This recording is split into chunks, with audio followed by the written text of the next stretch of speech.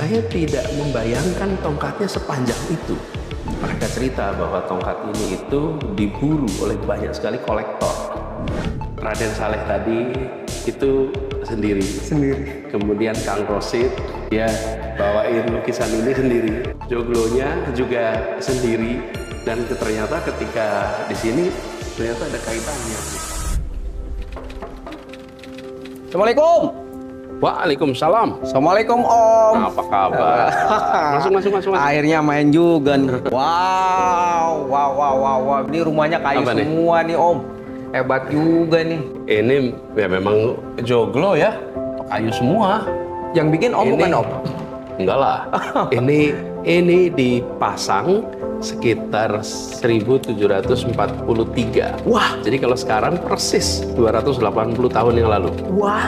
Tapi kelihatannya ini dipindah dari satu tempat lain. Jadi rasanya lebih tua dari 280 tahun. Ya Allah. Dipasang di sana di Tegalsari, Ponorogo. Alhamdulillah. Kok bisa ada di sini sih Om? Panjang ceritanya. Wah, panjang. Om, ini apa nih Om?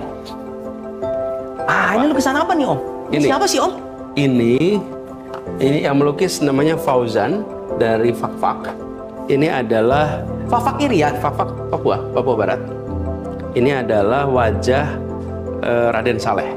Raden Saleh itu siapa? Saleh itu adalah seorang pelukis asal Semarang yang ketika masa mudanya dia jenius dengan lukisan, kemudian dapat beasiswa dikirim oleh pemerintah Belanda, dikirim ke Belanda, dan dia menjadi pelukis raja-raja di Eropa. Wow. Terus dia pulang ke Indonesia tahun 1850-an, pulang ke Indonesia. Terus dia melukis yang sangat terkenal. Lukisannya adalah lukisan penangkapan Pangeran Diponegoro. Padahal Raden Saleh itu belum pernah ketemu dengan Pangeran Diponegoro. Kok bisa Om? Jadi dia tanya sama orang, karena dia jago gambar ya, sketch. Dia tanya matanya gimana, pakaiannya gimana, alisnya gimana, hidungnya gimana, sampai akhirnya dia dengar ya orang-orang itu, kemudian muncul lukisan Pangeran Diponegoro yang kita kenal sekarang. Itu adalah asal-muasalnya dari ini, Raden Saleh. Hebat banget ya Om ya. Nah ini nih Om, kemarin itu kan aku lihat nih Om di Kick Andy nih, ada sempat lukisan ini nih, dan belum sempat diceritain sama Om. Ya. Ini lukisan siapa? Coba ceritain dong Om. Jadi gini, ini lukisan ini itu dibuat oleh pelukis Rosid dari Bandung. Pelukis Rosid ini membuat lukisan ini di atas kain batik. Jadi ini sebetulnya kain ini. Ini kain batik. Ini kain. Ini batik-batiknya. Wow. Kemudian ini adalah lukisannya. Boleh dipegang nggak Om? Boleh. Ini pakai seperti pensil membuatnya. Nah, Kang Rosid ini membuat lukisan ini. Kemudian beliau satu ketika ketemu dia bilang, Pak Anies, kelihatannya lukisan ini cocok buat Pak Anies. Dia bilang, alhamdulillah, terima kasih, saya pasang. Dan ternyata rumah ini tempat waktu itu pondok pesantren Tegalsari, dan Pangeran Diponegoro ya pernah belajar di Tegalsari. Wow. Jadi Tegalsari ini saya cerita tadi kan 1740-an, 43. Pangeran Diponegoro itu lahir sekitar 1780-an. Wah, nyambung ya Om ya. Jadi kira-kira 50 tahun kemudian, nah beliau termasuk pernah belajar di sini. Nah ini Pangeran Diponegoro. Jadi ini sesuatu yang sendiri-sendiri. Raden Saleh tadi itu sendiri. Kemudian Kang Rosid juga dia nggak tahu tentang joglo ini. Dia bawain lukisan ini sendiri. Tapi jadi kayak kemudian nyambung ya. Joglonya juga sendiri. Dan ternyata ketika di sini ternyata ada kaitannya gitu. Nah ini yang terakhir nih Om. Om, kita duduk aja dulu nih Om. Ini agak-agak serius nih Om. Apa nih? Om, kan kemarin ada cerita tentang tongkat Diponegoro. Nah, ceritain dong Om. Itu gimana ceritanya Om? Heboh ini Om. Om. Iya, kemarin gara-gara ditanya sama Bang Andi Noya ya. Jadi rame. Jadi gini.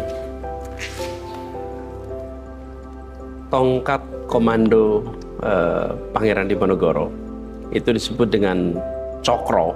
Kalau sekarang pada nyebutnya cakra. Cokro ini itu jatuh ke tangan Belanda. Kemudian disimpan di Belanda sana.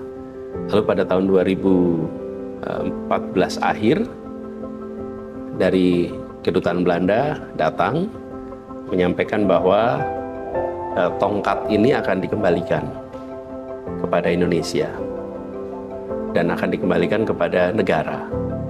Lalu mereka cerita bahwa tongkat ini itu diburu oleh banyak sekali kolektor.